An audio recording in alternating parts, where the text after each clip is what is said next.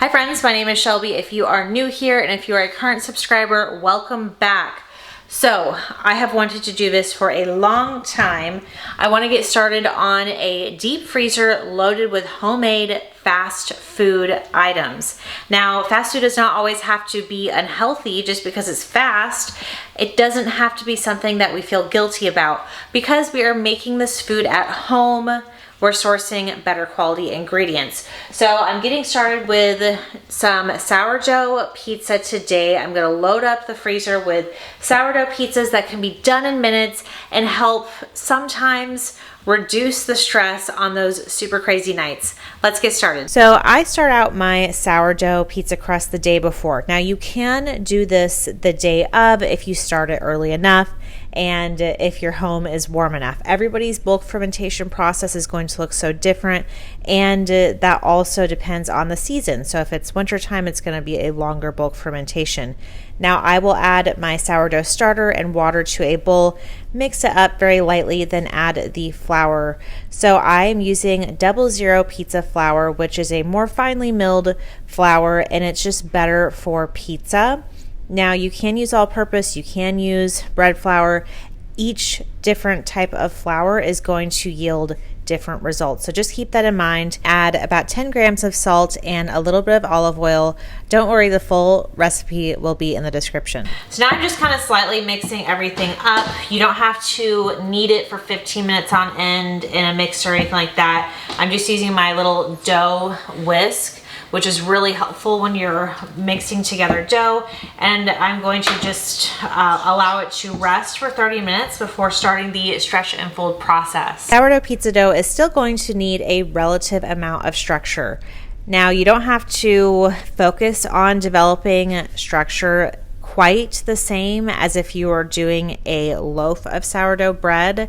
However, it's important to do at least one series of stretch and folds where you're pulling up the side and pulling it over the other edge of itself, and then allowing it to rest for 30 minutes before coming back and doing another series of stretch and folds. Now, it's typically recommended to do at least 4 of these. I think that you can get away with doing just one if you just don't have time for it. You can't be at the house all day and you've got to get out of the house. So today, I think I only did a series of 3 of them before I just couldn't, life just got in the way and I just couldn't come back to it. So don't beat yourself up if you can't do all 4. But what I wanted to show you is towards the end, the dough starts to get really glossy and it really starts to transform from its original shaggy self. So if you do stay with it, you will start to see that transformation. As you can see, this is it after the 2 hours. After about 8 hours or so, it had doubled in size. Now, the inside of my house was really cold. At this point, I did toss the dough in the fridge to proof overnight. It is the next day, and we are currently out of the home canned tomatoes, the tomato sauce that I had canned last year. So I'm just going to use up some of the San Marzano tomatoes that I have. This is my super messy freezer right now. I've got a ton of San Marzano tomatoes from the spring that are actually already shelled, and I took the seeds out of them just for occasions when I wanted to do like a quick tomato sauce and not have seeds in them and not have to worry about using my little tomato saucer thingy that extracts all of that, which is up here. So I'm gonna make some quick tomato sauce for the pizzas. And if you don't have tomatoes in your freezer, you don't wanna go through that effort, of course, just use some nice tomato sauce from the store. I was so excited to film this video because it was an excellent opportunity to start clearing out the freezer. I'm just gonna weigh out the tomatoes. That way you just have a kind of a reference in the case that you are making tomato sauce. So let's see. I don't even know how much tomato sauce this is gonna end up making. This is just a little bit over 6 pounds of tomatoes. It's not gonna make a terribly large amount of tomato sauce, but it should be enough for what we're trying to accomplish today. And I also have a freezer bag full of onion. This is onions and garlic minced up and chopped together. It's about a pound. So I'm gonna put probably most, if not all of this in the actual tomato sauce. I'm just trying to clear out the freezer, honestly. This isn't like an exact recipe. I'm not the type of person who is really good at following recipes, truthfully. I more so follow techniques. I am mostly out of olive oil. So I've just got this small amount of olive oil left. I'm just gonna use this and a little bit of avocado oil. We are just, you know, making do with what we've got. So my indoor fridge is on the fritz, and anytime I put my sourdough in the indoor fridge, it rises way too much. So when you make sourdough bread, you'll start to discover certain parts of your refrigerator that are colder than others. So it's good to know, because over time you'll think, oh, I can actually do like a slow proof in a refrigerator that might be on like the warmer side, like maybe this one corner might be on the warmer side. The outdoor refrigerator, anywhere I put it, it's basically going to slow down the proofing process, and it's to the point where it's not going to get overproofed. The indoor refrigerator, I'm definitely risking it getting overproofed, but as you can see, the bread or the dough has definitely doubled in size. First, I need to get the tomato sauce ready before working with the dough. So I'm actually gonna put this in the indoor refrigerator just for a little bit.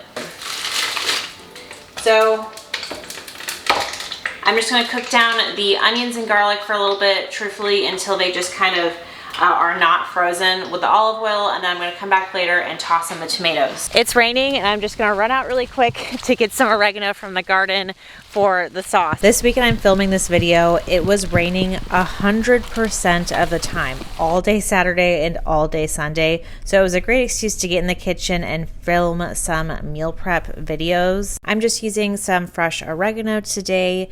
If I had some basil in the garden, I would have definitely grabbed a few handfuls of that too, but this whole video is just kind of working with what you got.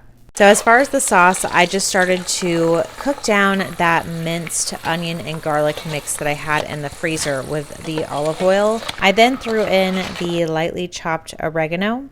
The onions are pretty cooked down, and if you are someone who is like, we don't make tomato sauce like that, that's not, you know, the perfect way and things like that, I hear you. I'm just trying to utilize the best, you know, all the ingredients that are in my freezer. I'm trying to do it as quickly as possible too. So I'm just dumping all of the tomatoes in here. Now these are my San Marzano homegrown tomatoes, and they taste fantastic. They've got a really kind of like, almost like acidic type taste. It's like a really kind of, I don't really know how to describe it, but it's not a very like thick and sweet tomato sauce that you would find at the store, which I'm not gonna lie, if I run out of tomato sauce and I run out of tomatoes here, I'm gonna be buying good organic tomato sauce from the store. That's just what I'm gonna do. So you just gotta do what you have available to you, and depending on the season, you might not always have access to fresh tomatoes. These ones haven't been, like, they still have all of this on there, and I'm kind of in a hurry, so I'm actually just not gonna use this bag. I'll use this bag some other time. If you have tomatoes that are like 100% like not cut up or anything like that, and they have all the seeds and everything intact, you can let them come to room temperature, run them through the thing that I have, which is, it's a Johnny applesauce maker. They've got, it'll extract all of those end parts and the seeds, or you can allow them to come to room temperature, and it's super easy just to pull the skin off at that point. You don't have to go through the whole process of blanching them. So freezing them first is honestly gonna save you a bunch of time.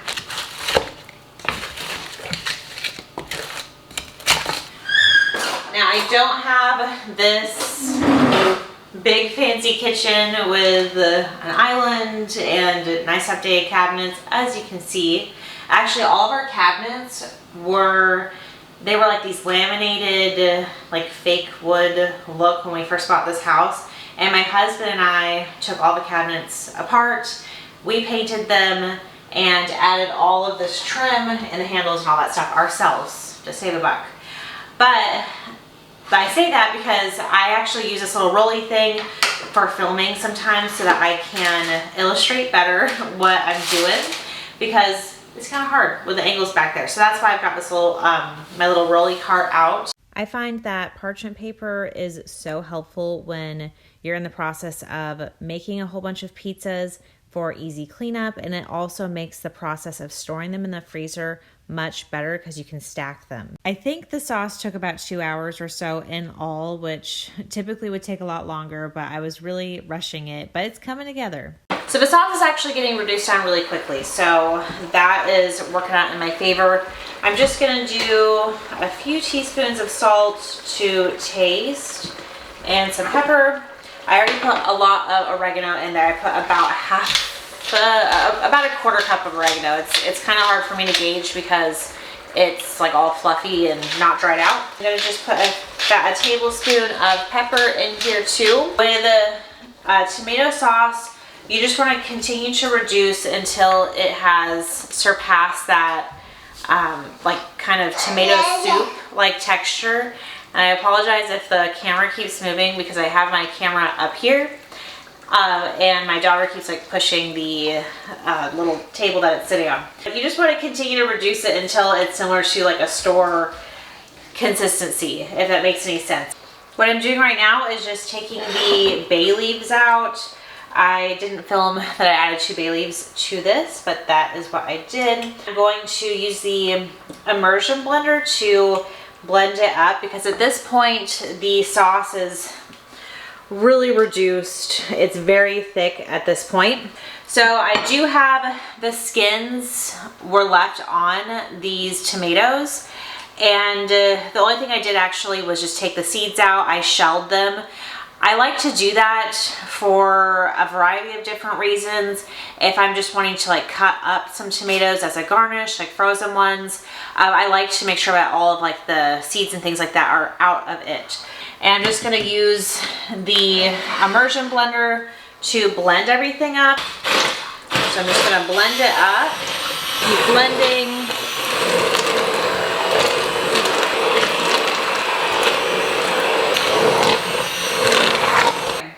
I take that back. So the sauce tastes really good. I will say it tastes really good, but there's a lot of texture from the skins.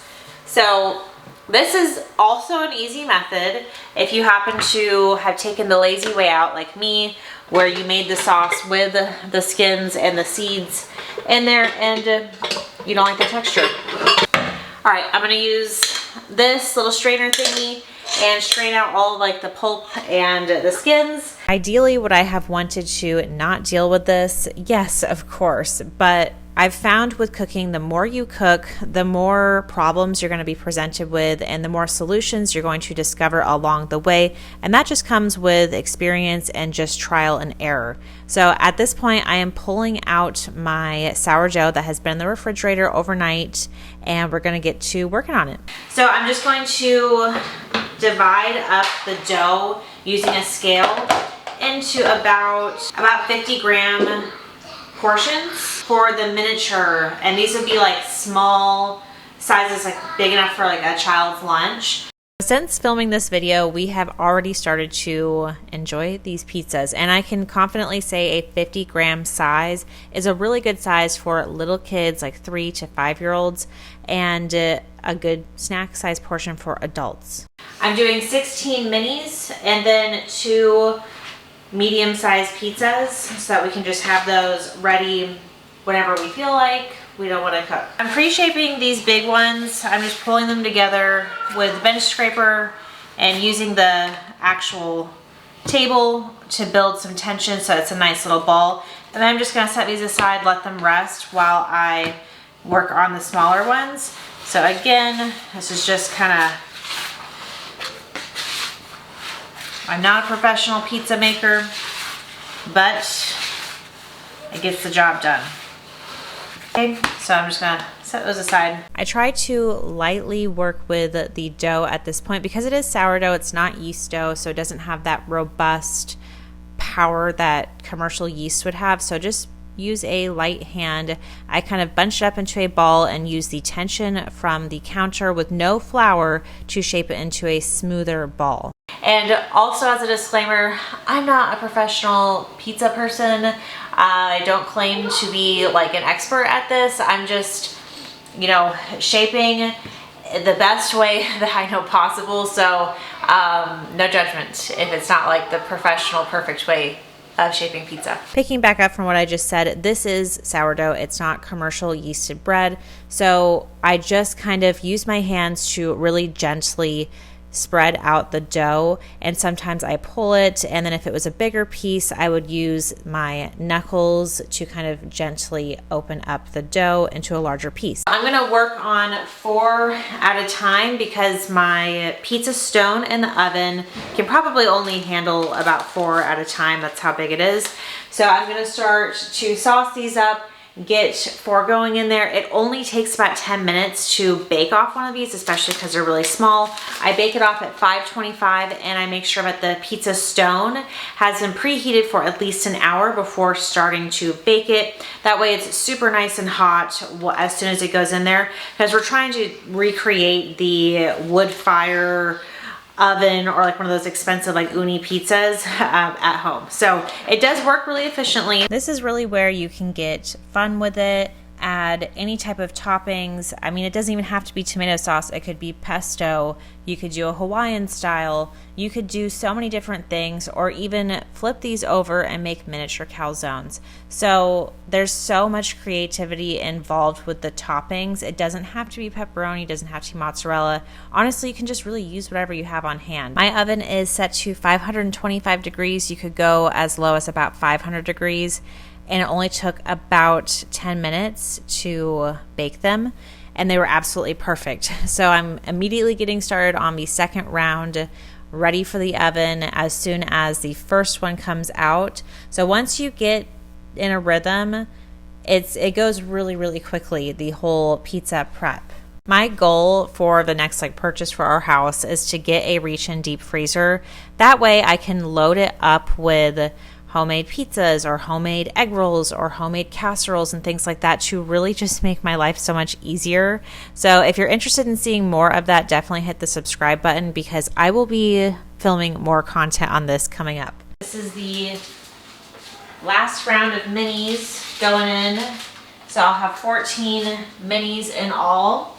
And if I didn't do the 2 big ones as well, this recipe would make about 28 to 30 mini pizzas. And I was actually able to fit 6 miniature pizzas on the stone and all. So definitely keep that in mind. I will include a link to this particular pizza stone because I've really been enjoying it. It's just a ceramic pizza stone. So I'll include a link on my Amazon storefront if you're interested and you're out looking for a pizza stone. Although I would love to have one of those uni pizza ovens or one of those fancy wood fire pizza ovens, a ceramic stone works absolutely perfect in the meantime.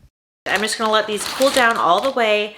I will put another piece of parchment over this and I'm going to freeze them in bags, but of course I will show you guys all of that. Last but not least, I'm working on the big pizzas. Well, they're kind of going to be more like a medium-sized pizza, and they're still actually pretty cold. So I would recommend doing the whole keeping them in the refrigerator overnight and bringing the dough out because it's going to give you more time for prep and for working with all of the little miniature pizzas because the dough is going to be cold. With sourdough, it is super reactive, of course, to heat, and if you're on the cusp of overproofing it or anything like that, you know, heat is not your friend when you're working against the clock. Let's just say that. So the fact that this dough has been out here for, let's say, about an hour or so, it's been about an hour, it's still easy to work with. and it was in the refrigerator all night. So I am not, like, I've never worked at a pizzeria. I don't know like the classic way to make pizzas, but this is what I do. I kind of start working the middle part of the dough, and I just work out my way outwards. And as soon as I start to see it getting really thin, then I make sure I put a little bit of the flour on top. And I'm sure people who are like really good at making pizza and stuff are probably like, oh my gosh, what the heck is she doing? But anyways, I just start working my way out and try to leave the crust part like a crust, you know, and get the center part nice and thin so that we can still have that nice like sourdough rise, but it's not very thick in the middle. So I have made this recipe with all-purpose flour. I've made this recipe with bread flour before, and of course the 00 flour, which I feel like it used to be a lot harder to come across 00 flour in the past. And now I feel like I'm seeing it all over the place at Publix, and I'm sure any type of grocery store that is mainstream wherever you're from probably carries it. If not, 00 flour is from King Arthur. I've actually purchased it from Amazon too. I will say it makes it a very kind of crunchy crust like texture, but really soft. It's not completely necessary to use 00 flour, but it is, you know, there's a reason why nice pizzerias and places like that use that type of flour. It's just going to yield a much better result. With the all-purpose flour, anytime I'm doing sourdough, I always run a chance of the flour over fermenting much quicker. It's much harder to work with because the all-purpose flour has a little bit over 11% protein, so that the gluten and all of that, it eats through all of that really quickly, and there's not a lot of structure left. So you have to work much quicker with all-purpose flour. That's just my personal experience. I'm sure somebody else can say it much more eloquently and much more scientifically, but when I switched to bread flour and for pizza specifically using the appropriate 00 flour, I have no issues with that. It's no problem, so easy to work with. There's so much more stretch and forgiveness and everything, and I'm not worried about things over fermenting much quicker because there's so much more proteins in the wheat that it's able to withstand that long fermentation for sourdough. I'm just gonna bring over my parchment. And I know you don't need parchment to do this. You can just put it on the stone typically, but this is what I like to do, especially because I'm going to be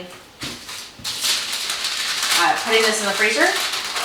And for these big ones, it makes all of this transition much easier because I don't have one of those like big pizza things that like shoves it in there and out. I don't have one of those. So the parchment makes it so I can pick it up and slide it in and out in different places quicker. I don't know if you can notice, I'm sure you do, because I'm someone who notices these types of things, but the audio is going to be different because my mic has broken partway through filming or editing this video. So just bear with me. Next video, it won't be like this, but I just topped the larger pizza with some tomato sauce, the mozzarella pearls, which I love because they're basically already cut up, and the pepperoni.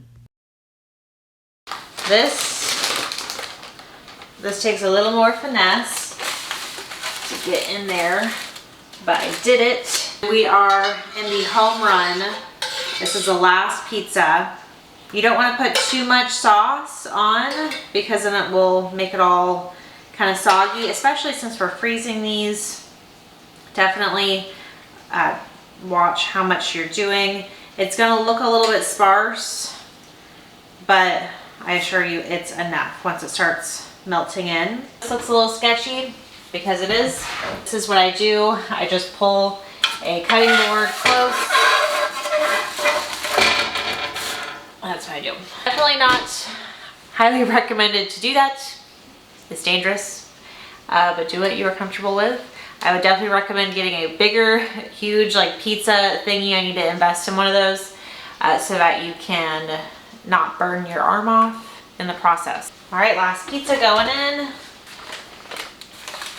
Last pizza only took 15 minutes and it looks absolutely perfect. I was left with this much sauce left over. So now we're gonna have some sauce, homemade sauce for spaghetti or something else good. And I also have leftover of the pearls because we got 2 pounds, and really you only needed about 1.5 pounds of the mozzarella pearls to cover the pizza as necessary. You could do up to 2 pounds if you got like a heavy hand. So if you are like formulating your shopping list, I purchased about 1/2 pound of pepperoni and 2 pounds of the pearls, the mozzarella pearls. And I just used oregano from the garden. So you can use basil or oregano. I would suggest adding the basil after the pizza has been baked, otherwise it will burn in the oven. The oregano, I feel like it doesn't really have the same type of an issue with that. Just bread flour, your sourdough starter, salt, optional olive oil. That's it. That's all you need. It's a pretty simple grocery list. So this is the pizza I just pulled out of the oven. As you can see, it's already like easy to hold because of the parchment paper. I love having this homemade sourdough pizza on deck at the house, made with quality ingredients that I can feel really good about. It was so easy and totally worth it. Okay, so I'm going to put these in between the parchment and just simply stack them for the freezer. So I'm just gonna stack probably 3 of them at a time, and then use a gallon-sized Ziploc bag, a freezer one, and put as many in here as I can, and then put that in the freezer. It's only going to take about 8 to 10 minutes or so to reheat the pizza in the oven. But just mess around with your particular oven. Everybody's is gonna be a little bit different. I personally would reheat at about 400 degrees, 350 to 400 degrees for about 8 to 10 minutes, like I said. These should be good in the freezer for anywhere up to 3 months. If they last that long, I seriously doubt they're going to last that long in your freezer. But you wanna definitely make sure they're completely cooled down before you start packaging the pizzas. Look at that. We got our pizza bags. I'm just gonna shove these right in the freezer and we're all good. So if you enjoyed this video, please be sure to give it a like. I so appreciate that. It really, really helps me out, and it helps push out the video to the algorithm and everything like that. And if you watched the video all the way to the end, thank you so much. It's like such a compliment, I feel, if anybody watches the video in the first place. So thank you for doing that. My name is Shelby, and I will see you guys next week. Bye.